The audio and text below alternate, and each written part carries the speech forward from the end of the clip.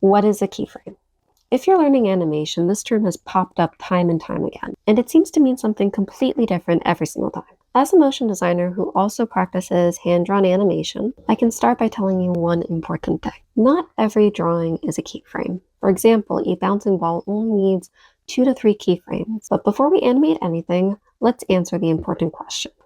What is a keyframe, and why does it look different in traditional animation versus in software? Because a keyframe will show up differently depending on if you're traditionally animating something or if you're using a software program. So let's start by explaining what a traditionally animated keyframe is. A keyframe in traditional animation means that it is a keyframe that is acting as the main pose of something and is responsible for letting you know where the main pose is and what action it ends on. And then you use that to fill in in-betweens. For instance, let's say, I'm going to give 2 examples. Let's say you are animating a hand slamming on the table. We'll use my hand as the visual. So this is keyframe A, keyframe B. That's it. Those are your 2 keyframes in traditional animation. And everything that is in between those 2 poses is an in-between. The question is just how do you get from keyframe A to keyframe B? And then you fill in the rest. So if we were to animate this, in fact, I'm going to grab my iPad right now, and I have managed to misplace my drawing glove, so I will have to find that later. I'm going to animate this bouncing ball, and I'm going to animate this again using the software later so you can really see the stark difference between what you do for traditionally animated keyframes versus a software keyframe. You're also going to see the important thing of how many keyframes you actually need. And in the case of the bouncing ball, you only have 3. That's 1 more than the slamming hand, but that is because you are going to create this as a looping animation. And in this case, your bouncing ball needs to have a keyframe of contact, height of flight, and contact. Let me draw that out.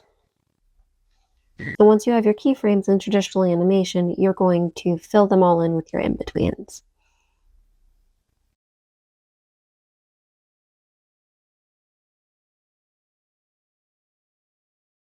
But if that's traditional animation, then what is the difference when you get into software? There is a major change when you get into software keyframes, because most animators, when they talk about keyframes, this symbol comes to mind. This symbol is used in 2D and 3D software, and it acts as instructions for the computer. Because when the computer sees that symbol, or you set that symbol up at that certain point in your timeline of when you want something changed, you are changing either the position, opacity, scale, rotation, and anything else that the computer lets you change. But you are letting the computer know that at that moment you are setting a keyframe, a key change that the computer should account for. And then, unlike traditional animation, the computer will take keyframe A and keyframe B and fill it all in for you instead of you drawing it all out. But I will warn you that unlike traditional animation, the computer can make a mistake because it's going to follow those instructions in a linear fashion. And you're going to have to go back in and make sure that it actually gets the instructions right and that you know that it's following animation principles and using ease in and ease out, because those would be extra steps, extra instructions that you have to add to your computer. Let me show you what I mean by jumping into After Effects on my computer. This applies to any 2D or 3D program. I'm using After Effects is because I am most familiar with After Effects. I use it in my job all the time. And we have a ball. I can get into a bunch of different stuff about the program, but the main thing that you need to know is that we are doing keyframes right now. So in any computer software, you're going to do the same thing as you would with traditional animation. You're going to have your contact pose, your height of flight, and your contact pose again.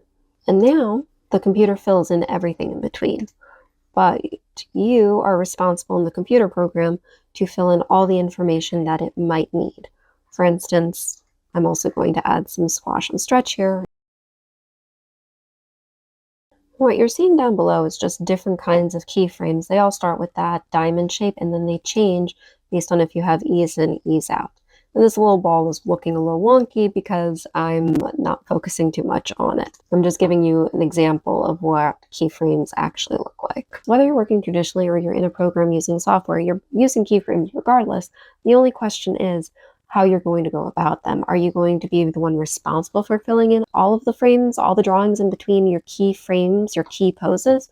Or is the computer going to handle it all?